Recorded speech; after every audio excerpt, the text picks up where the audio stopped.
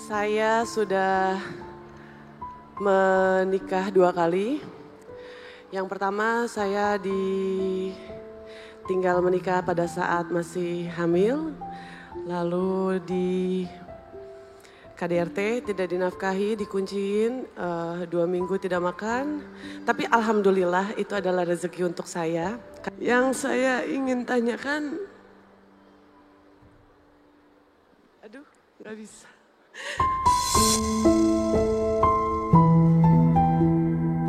2017 mama saya meninggal sampai detik ini. Setiap saya sholat, setiap saya sujud, air mata saya selalu bercucuran karena saya masih belum bisa terima kalau misalnya mama saya meninggal. Assalamualaikum warahmatullahi wabarakatuh. Waalaikumsalam warahmatullahi wabarakatuh. Nama saya Ratu Rizky Nabila. Saya sudah menikah 2 kali. Yang pertama saya tinggal menikah pada saat masih hamil. Lalu di KDRT tidak dinafkahi, dikunciin, 2 minggu tidak makan. Tapi alhamdulillah itu adalah rezeki untuk saya. Qadarullah kalau kata Ustadz Iman. Alhamdulillah juga qadarullah saya yatim piatu. Dan saya tidak bersedia akan itu. Tapi saya punya pertanyaan yang berat, Ustaz. Saya jarang pergi ke kajian, ini mungkin bisa dihitung pakai tangan. Saya tidak marah dengan yang berbuat jahat kepada saya. Saya tidak marah ayah saya diambil ketika saya masih kecil. Saya tidak marah tapi kecewa ketika ibu saya diambil. Karena pada dasarnya ibu lalu ayah.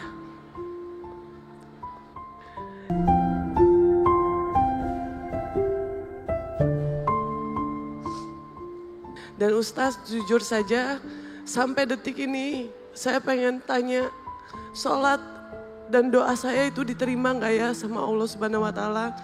Karena 2017 mama saya meninggal sampai detik ini. Setiap saya sholat, setiap saya sujud, air mata saya selalu bercucuran karena saya masih belum bisa terima kalau misalnya mama saya meninggal. Di takbir kelima malam Idul Adha. Sehingga saya tidak pernah merayakan Idul Adha lagi sejak 2017.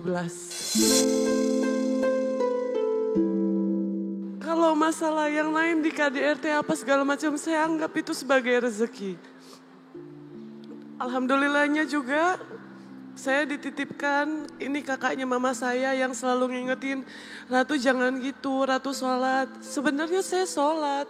Cuman apakah sholat saya diterima kalau tiap baru Allah tiba-tiba saya, Mama Ratu kangen, Mama denger gak, Mama datang ke mimpi dong gitu. Ini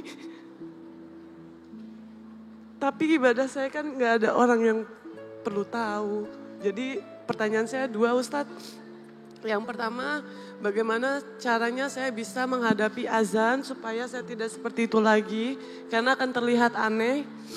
Apakah sholat dan doa saya diterima pada saat saya melakukan sholat tetapi saya menangis?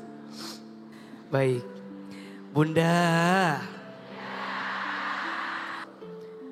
Ibu itu sosok yang luar biasa. Pesan untuk kita semua yang masih dititipkan ibunya, pegang erat-erat, jaga baik-baik. Sungguh bahagialah seorang anak yang masih punya ibu dan dia bisa membahagiakan ibunya. Karena jujur kami yang sudah kehilangan ibu, saya terutama seringkali merasa hidup ini tuh berat gitu.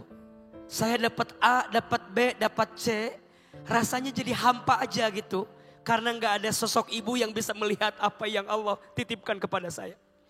Tapi hidup harus terus berjalan. Maka pesan bagi yang masih memiliki ibu, pegang erat-erat, jaga baik-baik. Muliakan, cukupkan, bahagiakan. Percayalah, ibumu itu adalah sosok yang akan membawa kebaikan dalam hidupmu. Bahkan ridhonya Allah tergantung orang tuamu, wabil khusus ibumu. Untuk Kak Ratu, jangan sampai takdir yang Allah berikan sama kita, membenci kebaikan yang Allah hadirkan buat kita. Membenci adzan, membenci sholat, itu sesuatu yang tidak boleh. Ustadz, saya ketika sholat nangis, ingat ibu, boleh enggak? Boleh, manusiawi. Syarat ibadah itu diterima ada 2. 1, ikhlas karena Allah. 2, ittiba, mengikuti apa yang dicontohkan oleh Nabi Muhammad Sallallahu Alaihi Wasallam. Yang dikhawatirkan kalau ketika ingat seseorang dalam sholat jadi nggak khusyuk bacaannya, jadi nggak fokus dengan gerakannya, jadi lupa kaifiyahnya. Nah ini barangkali yang harus dilatih. Ini yang harus dilatih. Makanya pelan-pelan mungkin mulai dari wudunya diperbaiki, bacaannya diperbaiki, gerakannya diperbaiki. Kalaupun mau nangis mungkin nanti nunggu setelah sholat selesai dalam doa nangis. Itu rasanya akan bikin kita lebih tenang menjalaninya. Betul? Insya Allah Karatu ibu dipanggil dalam keadaan yang sangat baik. Mudah-mudahan Allah wafatkan beliau dulu dalam keadaan husnul khotimah.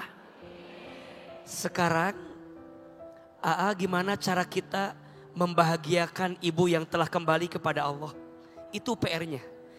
Jadi sekarang Karatu PR-nya adalah gimana caranya membahagiakan ibu yang sudah kembali kepada Allah. Gimana caranya Ustadz?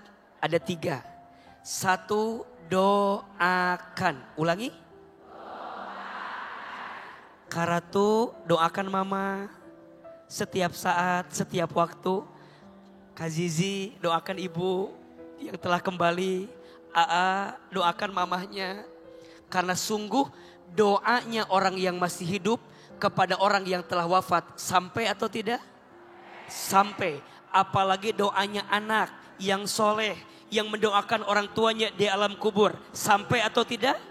Sampai. Bahkan disebutkan dalam sebuah keterangan. Ada seseorang yang telah wafat di alam kubur. Dia bertanya kepada malaikat, wahai malaikat, kenapa siksa kuburku hari ini ringan? Kenapa siksa kuburku hari ini tak seberat kemarin? Apa jawaban malaikat? Mana mungkin aku menyiksamu, sedangkan aku melihat anakmu, keluargamu mendoakanmu di alam dunia. Sungguh doanya kita kepada orang yang telah meninggal meringankan sisa kuburnya. Yang kedua, lanjutkan. Ulangi. Karatu, kalau mama dulu punya kebiasaan baik, lanjutin sama kita anaknya. Jangan sampai orang tua kita telah wafat, kebaikannya terhenti karena gak ada keluarga yang melanjutkan. Maka lanjutkan oleh kita sebagai anaknya. Dan yang ketiga, sedekahkan. Ulangi. Kalau kita punya rezeki, ada harta, sedekah, niatin buat orang tua kita. Karatu niatin buat mamahnya. Insya Allah sedekah itu membahagiakan orang tua kita di alam kubur. Insya Allah. Karatu semangat. Semoga Allah hadiahkan banyak hal dari semua rasa sakit yang pernah dirasakan. Amin. Ya Rabbal Alamin.